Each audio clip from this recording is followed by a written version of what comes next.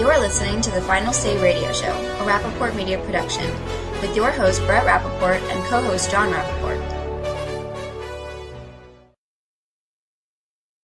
I want to welcome back to the program Steve Bucci, an expert with the Heritage Foundation and a frequent guest on the program.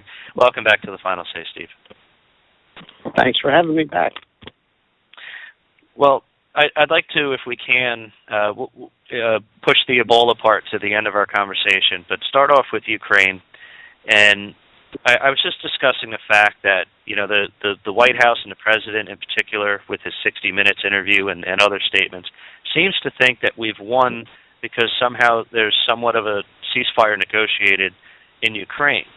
But I'm trying to figure out what exactly we've won when, you know, Russia has taken over large parts of Ukraine. They still control or influence other large parts. And, you know, we could look at sanctions and say, well, yeah, but we've cut off European food supply to Russia. Okay, but isn't that hurting, you know, Western European countries? And wouldn't Russia just go get food from other sources? So, again, I'm trying to figure out how exactly we've won in this process, or how Europe has won. Well, I think you've hit it on the head already, that clearly we haven't won, I guess, unless your definition of winning is the president can push that issue aside and, you know, not have to deal with it.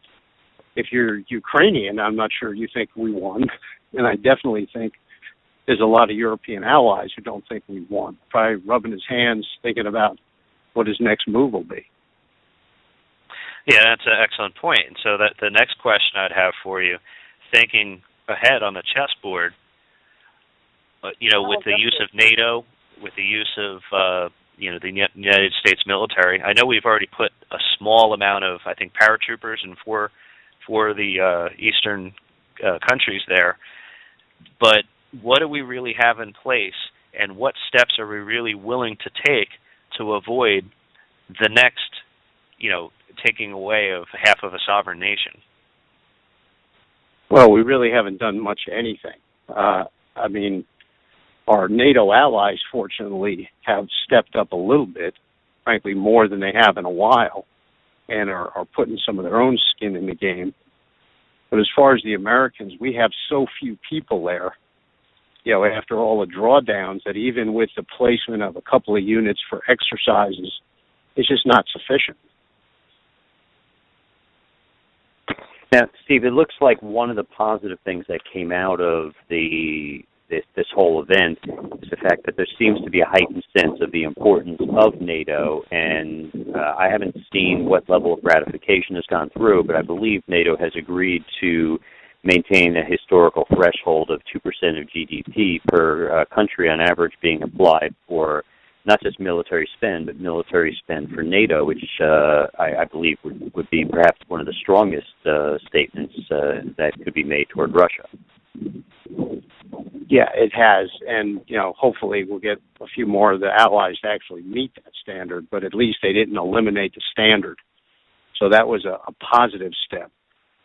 But right now, you know, we're still in this game of, well, you know, Mr. Putin is willing to put his economy on the line, while our allies are less willing to put theirs on the line, and that gives him the advantage. I mean, that's the reality. Is he'll accept his people having a few less products from Europe at the you know, so that he can maintain his political agenda. But he knows that the threat of cutting off all that energy, particularly as winter approaches, gives him the advantage. And we're not helping because we're not putting any particular pressure on him ourselves. Yeah, very good point. And, of course, the time to have applied that pressure was well ahead of the winter season, where you can expect that you're going to have probably extreme cowardice coming out of the European counterparts. Steve, do you think that when you talk about the other neighboring countries that might be beneficiaries, like Turkey is supposedly picking up lots of food contracts that Europe traditionally had, do you think it was a huge mistake for America to not very aggressively play one of the other fronts in our, let's say, rehashed Cold War against the Russians for example, our efforts with Iran or in Syria or in some other area where we would tighten the screws and make sure Russia felt pain, because it seems like we have somewhat limited options in Ukraine, but we could be applying pressure elsewhere to make sure that as long as they're feeling pain, to some degree, we're doing our job. Well, you can't totally disconnect these different issues, obviously. But I thought we had some other cards that we could have played, and the president wouldn't even put them on the table. For instance, we could have restarted all of our efforts with ballistic missile defense in Eastern Europe. We could have passed the laws to allow the export of the massive amount of liquid natural gas we're going to be having shortly, to at least send a message to Putin that while this won't hurt you now, we're really going to hammer you in the future. But the president won't do that because he's too tied to his green part of his party. And that's a really unfortunate loss of a great weapon. That's several great points, and we actually discussed this as we opened up our show today about energy. And I made the comment that just having the discussion and making the markets, the global markets, understand that the United States is going to get more serious about developing and harnessing their resources will drive all the prices down. And it certainly sends a clear message to Europe as well that we're looking to supply. And that helps them, sends us a very clear message to Vladimir Putin or any of the other Russian backers, or even those who are more extreme than Putin, the ones who are arguing probably for war and pushing him to do things that he may or may not really want to do. And so that's certainly important.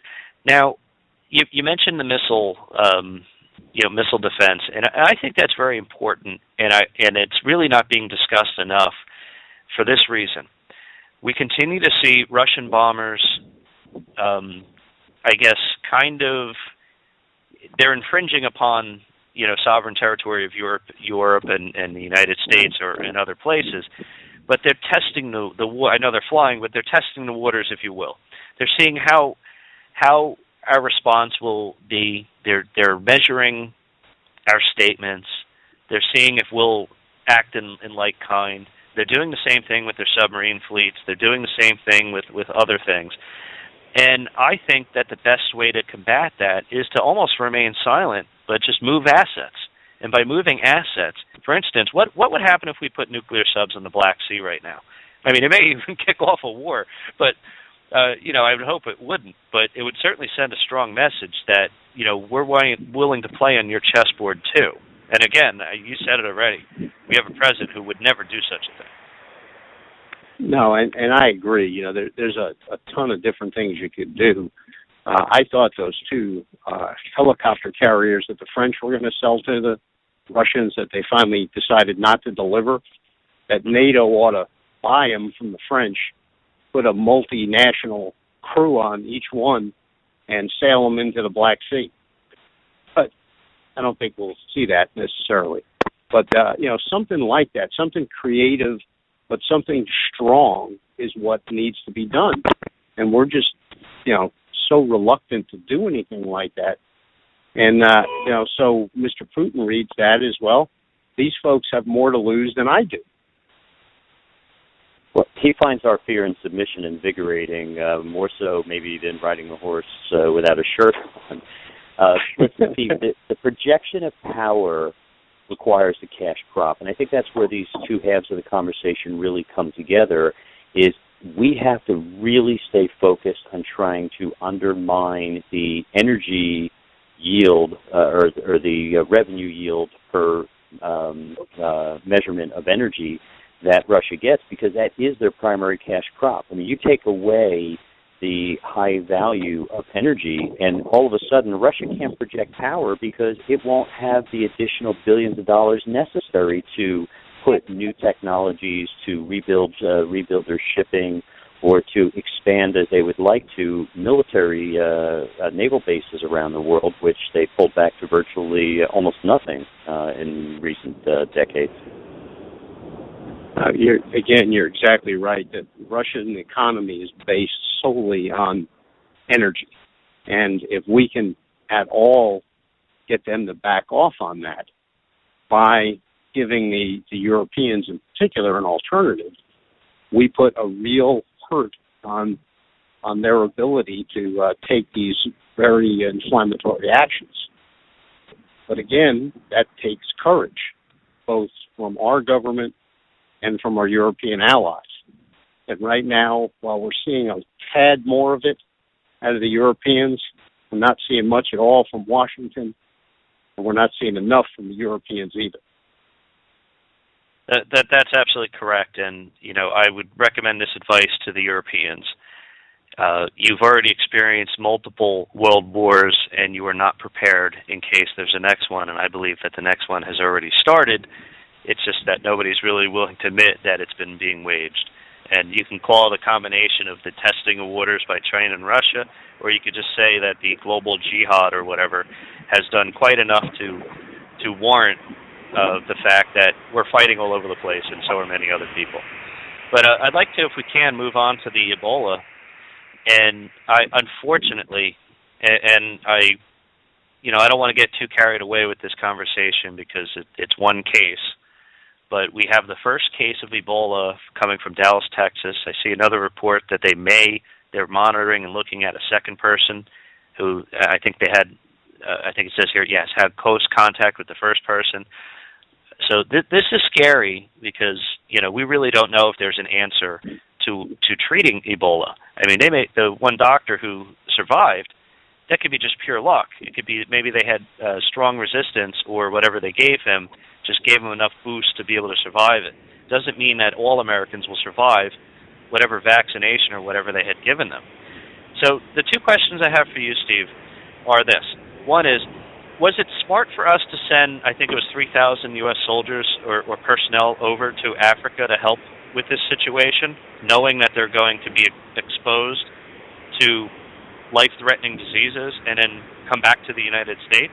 And two, have we been handling Ebola correctly here in the United States by bringing back those 4 people, whether they were quarantined or not, and, of course, dealing with the immigration or the lack of immigration controls that we have right now?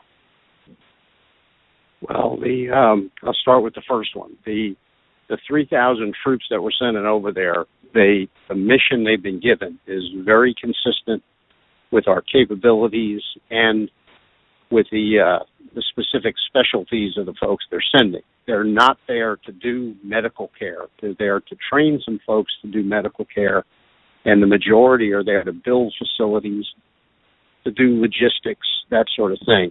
So the goal there is to not expose them to people that have been, that are symptomatic with Ebola when you're contagious. Obviously, there is some danger, but I think it's probably an appropriate response at this point. I may turn out to be wrong, but I'm comfortable with sending them over there. Yeah. Okay, as far as I'm sorry, your second point. As far as the response here, I'm also comfortable with what we're doing from a public health standpoint. We're pretty blessed here with the CDC, which is the best public health organization in the world.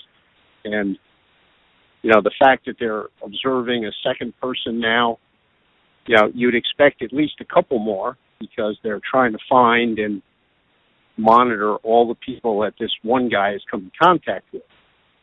It would be scarier if there was nobody for them to keep track of. It means they didn't find the people that he's bumped into. So at this point, they're doing the right thing. They're treating it correctly.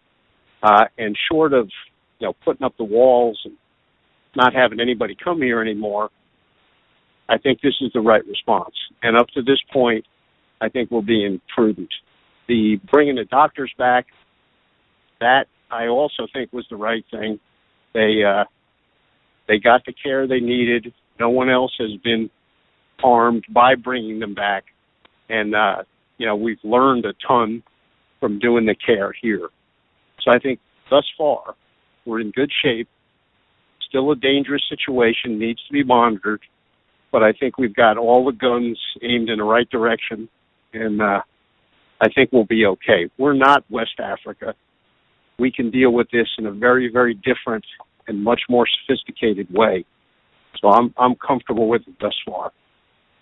Yeah, Steve, I'm historically impressed with the CDC as an organization, and there's probably a side effect benefit here to dealing with this crisis, because it seems to me that it's only a matter of time until either Mother Nature or radical Islamist terrorists or some other enemy find a way to introduce some kind of viruses in this country that could actually have a devastating effect. And these lessons learned could be extraordinarily important, not only about individual diseases, but about the effective use of containment processes. But I wanted to add something to this mix and get your opinion on the trust issue, because we have a trust issue here with this and this strange chest virus, which actually affected a very dear friend of mine pretty recently, a very, very healthy young boy, and people are starting to really lose a lot of trust in the government, particularly under this administration. And ironically, one of the things we need to do for containment in Africa is to teach them the modern practices of hygiene and so forth. But you saw that horrible event, I think it was 2, maybe 3 weeks ago, where we had 8 foreign aid workers that were there exactly for that purpose, and in some form of sort of voodoo, medicine fears, right? These people actually thought they were there to spread the disease, and so they hacked them up. Yeah, that's part of the problem there in that part of the world. You're running into, even as you try and bring modern medicine, you're running afoul of a lot of cultural things, a lot of traditional views, and that makes it very, very difficult to successfully deal with this problem. Again, we're not going to have those kind of problems here, or at least nowhere near the degree that they're having them there. So I think that gives us some resilience that they might not otherwise have. Yeah. Well, Steve, I'm going to wrap this up, and we do appreciate your time and discussion. But I always view the UN that their primary role should be handling or working on issues such as this. And unfortunately, we saw the events between Israel and Hamas in Gaza, and it seems to me that the United Nations will spend more time discussing, what they could do about Israel, which is the opposite of what most, common sense people would be thinking. And I think that somehow if we can get some of these international organizations to work towards, helping some of these third world areas to combat issues like Ebola or MERS or any of these other, serious life-threatening, easy-to-spread diseases, that would be the most beneficial use of these agencies. Well, fortunately, and I'm not a big fan of the UN by any means, but the World Health Organization, the World Health Organization is probably one of the most effective arms of the UN, and it's mainly because they kind of depend a great deal on the CDC, which gives them an enormous ability to both organize and, pass information. So in this case, they're as good as we got, and we'll have to continue to depend on them. But Americans should realize that the CDC is really kind of taking a lead in this, and that should give them some solace. They're really solid folks, and they're as good as it gets anywhere in the globe. Well, that's certainly good to know, and look, I'm not a big fan. Actually, I'm not a fan at all of the United Nations, but I will certainly agree with you on that particular issue. And look, let's just say a prayer that our fellow Americans, our friends, family, and neighbors, and people that we know and love never have to come in contact with this type of disease or any other, and that they could just be safe and sound, and that we don't experience the things here in America that lesser places, economically developed, experience. And amen. Yeah, I agree 100%, and I'll join in that prayer every day. Excellent. Steve Bucci, expert with the Heritage Foundation, thank you so much as always. We really appreciate the discussions that we have with you, and we welcome everyone to go to heritage.org to not only check out the work that Steve does, but all the other wonderful experts at the Heritage Foundation. Again, thank you so much for joining us. Oh, and thanks for having me. I appreciate it. Sorry, and your Twitter handle is at @sbucci. That's SBUCCI. Go follow him on Twitter. Anyway, take care, Steve. Take care. Bye-bye. All right.